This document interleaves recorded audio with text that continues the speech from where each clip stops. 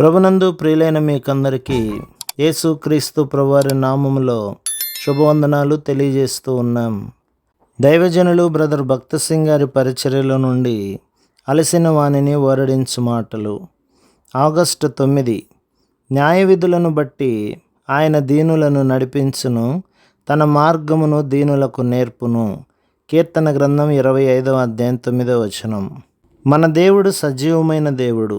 మన పక్షమున ఆయన పనిచేయును. దేవుని చిత్తముతో కూడిన జ్ఞానమును, బలమైన సజీవమైన విశ్వాసమును మనకు అనుగ్రహించును. నేను టోక్యోలో ఉన్నప్పుడు అక్కడ నుండి ఫిలిప్పైన్ ద్వీపములకు వెళ్ళవలెనని సిద్ధపడుచుంటిని. కానీ ఇంకా వీసా రావలసి ఉన్నది.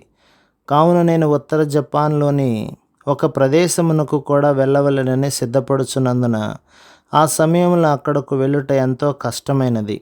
కనుక ఉత్తర జపాన్ వెళ్ళుట మానివేయవలెనా, లేదా ఫిలిప్పైన్ ద్వీపమునకు వెళ్ళుటకు వీసా ప్రయత్నము మానివేయవలెనా అని ఆలోచించుకొనుచు ప్రార్థించుచుండగా దేవుడు నన్ను ఉత్తర జపాన్కు వెళ్ళమని, వీసా కూడా వచ్చునని ఎంతో స్పష్టముగా నాతో చెప్పి ఉన్నాడు. ఆ సమయంలో మెట్ల క్రిందకు వెళ్ళుము అను స్వరము వింటిని. క్రిందికి వెళ్ళుటకు నాకు సరైన కారణము లేకపోయినప్పటికీ నేను ఆ స్వరమునకు లోబడి క్రిందకు వెళ్ళి ఒక మూల ఉంటిని. అక్కడ ఒక వ్యక్తి తన ఇంటికి వెళ్ళుటకు సామాన్లు సర్దుకునుట చూచితిని. అతని దగ్గరకు వెళ్ళి, వీసా కొరకు మీ దగ్గర దరఖాస్తు ఏమైనా ఉన్నదా అని అతనిని అడిగితిని.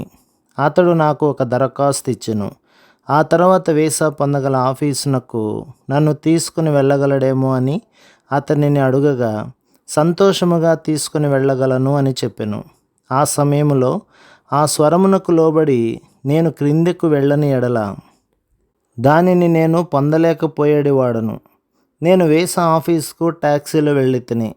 కానీ ట్యాక్సీకి చెల్లించుటకు నా దగ్గర జపాన్ ద్రవ్యము లేదు. నేను అమెరికా ద్రవ్యమును మాత్రమే కలిగి ఉంటిని.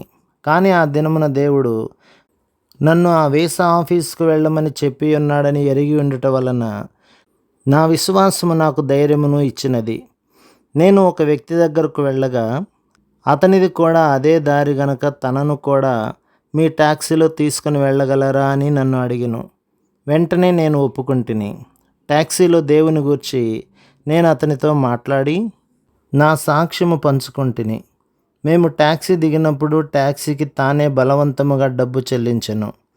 ఈ రీతిగా దేవుడు నా అవసరములన్నింటినీ తీర్చుటకు పూనుకొనెను. ఆయన సన్నిధిలో నీవు దేవుని కొరకు వేచి ఉన్న ఎడల ఆయనే నిన్ను తన పరిపూర్ణ మార్గములో నడిపించును. ప్రభు మిమ్మును, మీ కుటుంబమును, మీ సంఘమును దీవించి ఆశీర్వదించునుగాక. ఆమేన్.